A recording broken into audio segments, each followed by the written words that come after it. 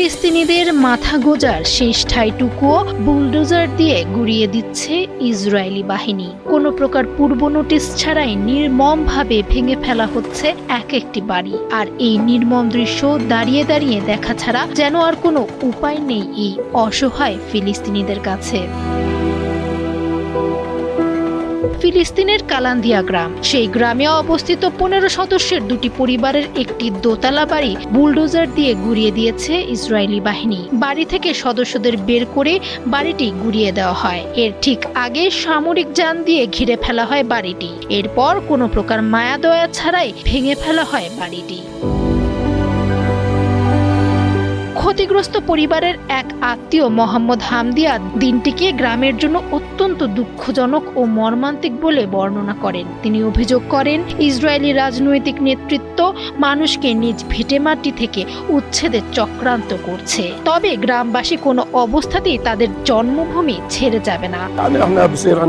আজকের দিনটি গ্রামবাসীদের জন্য অত্যন্ত মর্মান্তিক ও দুঃখজনক। আজ একটি বাড়ি ভেঙে ফেলা হচ্ছে, কাল হয়তো আরও একটি গুঁড়িয়ে দেওয়া হবে। পুরো গ্রামকেই এখন নিশানা করা হয়েছে। এর নির্মম শিকার হবে প্রতিটি মানুষ।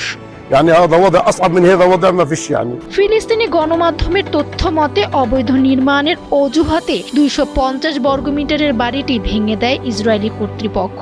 ফিলিস্তিন প্রতিরোধ কমিশনের রিপোর্ট অনুযায়ী গত জুলাই মাসে ইসরায়েলি কর্তৃপক্ষ 165 স্থাপনার ওপর 80টি ধ্বংসাত্মক অভিযান চালিয়েছে, যার মধ্যে 80টি বাড়ি ছিল বসত বাড়ি।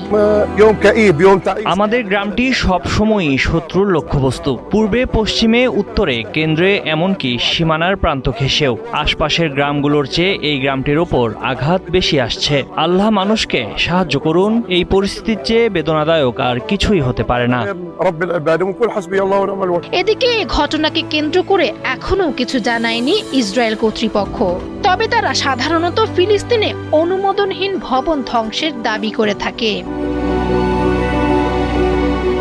ফামিহা সুহরাওয়ার্দী, সময়ের আলো।